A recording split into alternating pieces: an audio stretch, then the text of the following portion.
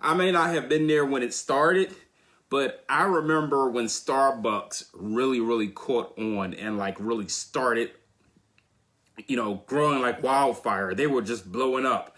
I mean, back in the 90s, when Starbucks really made their presence known in the coffee space, they were a force to be reckoned with. They were really like kicking down doors and killing the competition. I mean, they shut down a lot of coffee shops. I mean, and most of us today, we think of Starbucks as the predictably friendly place where you can always get a great cup of coffee. But back in the day, they were seen as a behemoth. They were a monster. They were like Walmart.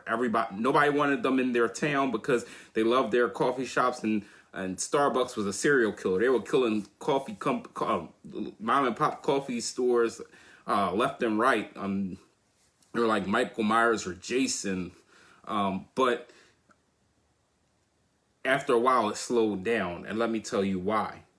Because Starbucks, their business model, their growth model, was so aggressive that, and they did it on purpose. They didn't do this by accident. They're not dumb people. They cannibalized their own market, and they did it on purpose. And remember when I said they were expanding really rapidly?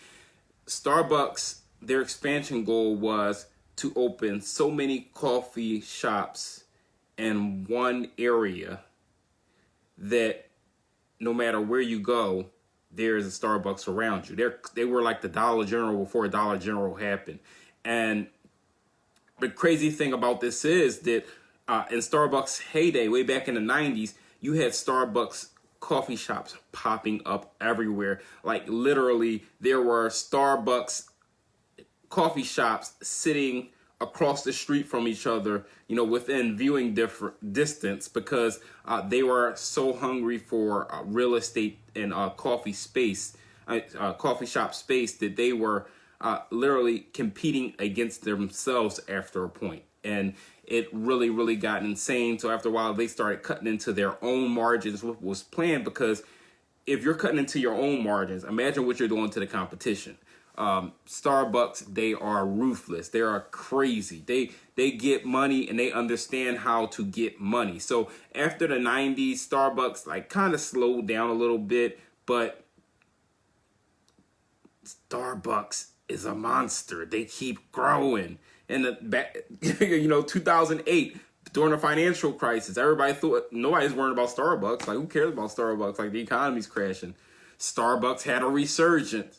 They started growing again. And Starbucks is just one of those companies that every time you take your eye off of them, every time you change your mind and think that like, oh, they can't get no bigger than they are, they get bigger. They start selling, fresh juices. They start opening up juice stores. They start buying other brands, making acquisitions.